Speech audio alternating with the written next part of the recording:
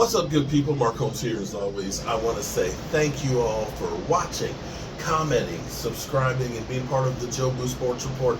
Without you guys, as well as you ladies, you know that this literally does not work. I hope everybody's having a great evening. Man, I am relaxing. I'm actually really relaxed. My batteries are extremely recharged and ready to go. Can't wait till, I just can't wait for the draft. We've already got reservations for the draft. I got my man Game Time Brian. I got David Wiley, chef, although we're not going to be cooking because we're staying in a hotel. We're not taking an RV because getting an RV in downtown Detroit ain't an easy thing. But I got Primetime Phil and I got Game Time, and we're going to have a ball. And maybe, just maybe, we might have an exciting off season for good reason, as opposed to the shit that's going on right now. See, maybe, just maybe, as I listen to my guys like Rome and Jay Tuck and everybody else, the Cowboy YouTube community and the Dallas Cowboy fans, I think have finally said enough is enough, Jerry. This is some bullshit, man. This is some bullshit. You keep giving us a taste, but not enough to succeed. And this is where I think Jerry Jones is beginning to feel a little of this pressure. And maybe, just maybe, he's trying to protect his little boy. Hey, leave my son Catboy, leave little Catboy alone. Leave him alone, man. Listen, I'm gonna take care of you. I'm gonna go all in. We're not worried about the future. You know what? We're gonna go all in. We'll see if that's real or not. But one question that we have been asking for the longest time here, for a long time, is what are we going to be doing in the defensive coordinator? You can't think about who's going to be the players that you want to keep back in free agency, re-sign, restructure, let go, come back, or what, if you don't have a philosophy and a coach. And at the moment, we're in freaking limbo because it's musical chairs out there. It's musical chairs for a multitude of reasons, and Dan Quinn seemingly wants to get one of these jobs, because if he wasn't interested in taking one of these jobs, at some point he would say, like he did last year, you know what, I'm good where I am. I'm good where I am. And it seems like right now, it's really the only space for him, I think, right now, is the commander's job. And the question you have to ask, honestly, for Dan Quinn, because here's what happened. This is where I look and you know that you are the second choice. Because, see, they had done their interviews and stuff with Dan Quinn, over the phone and stuff, and he's going back to Washington, to meet with them today, that he met with them today. But here's the thing. They went up to see Johnson, Mr. Johnson, up in Detroit. They traveled to where he was to see that guy. Now, that guy said, you know what? He did exactly, with construction work, I'm a general contractor, okay? Here's the thing. You always give people estimates. Sometimes you're really, really busy and you don't, really have time to do a job. Or you look at a job and it's like, you know what? That's a whole lot of work. I really don't want it. So what you do is you put a number so high that you don't have to say, I don't want to do this job because it's just ass. You put a number up there so high that the customer will say, that's too high, I can't afford that. And they walk away. Or they're dumb enough to say, when can you start? And you look and say, well, it's 3 times what the job is really worth, so it's advantageous for me to take the job. And I think that's what Johnson looked at and said, I know this guy is new as an owner, that maybe things will be different than Dan Snyder, but it sounds like he's going to run this like a mom and pop shop, a la like the Eagles and the Cowboys.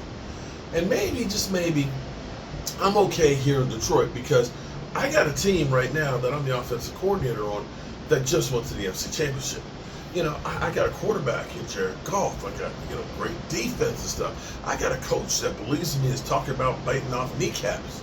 And you look at Washington and you say, what do they have? Nothing.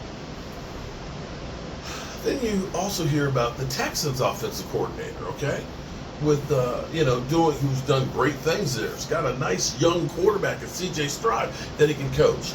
Now, you can be there with the Texans that turned their season around, made the playoffs. Maybe they can take another step because their division is not really good, and the prospects look good. Or you look at the Commanders' job. You look at it and say, what do they have? Now, they've got some salary cap room. They got a high draft pick. But you're talking about a complete do-over. So now, if you're Dan Quinn, as basically people have looked at this job that have been really the ones they want and kind of like, nah, bro. No, thank you. If you're Dan Quinn, you probably are the best candidate left right now. You're probably the best candidate right now. But you have to ask yourself right now, after being the coach of the Cowboys with a defense that literally collapsed in the biggest stage, where you've been the defensive coordinator of the Cowboys, where you have a generational talent player right there in Micah Parsons, where you'll get back, Diggs next year. You got a guy like Deron Bland. And now you have an owner who's talking about going all in. You might be in a better situation. I know that Mike McCarthy's on a one-year deal. You might be in a better situation there with the Cowboys than you are going to the Commanders. A place that it doesn't matter. It doesn't matter who you are as a coach or a quarterback. We have seen Joe Gibbs come back a second time. Sorry. We've seen Marty Schottenheimer. Sorry. We've seen the old ball coach. We've seen Ron Rivera, who took Cam Newton to a Super Bowl with a 15-1 team. We've seen the Dumb and Dumber brother of the Grudes. We just seen just literally the highway littered with bodies of quarterbacks and coaches that literally get eaten up and spit out in Washington. Because the problem is if you go there in Washington and you fail, you might not get another chance to coach anywhere else. I'm being serious on that one. That is literally scraping the bottom of the barrel, and I'm not sure that that's a desirable franchise. But then again, what do I know? I'm a guy with a day job and a voodoo doll who is almost broadcasting it from his mama's basement. I'm just Joe the fan, just kind of putting out there. Dan Quinn, I believe the job is yours if you want it. But the question is, do you want it? I don't know, man. Only Dan Quinn can answer that. All right, good people. I appreciate y'all on the 80,000 plus day. 80,000 fans, subscribers. That's you guys.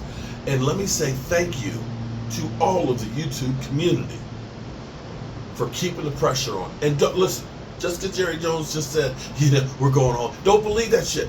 Don't believe that shit.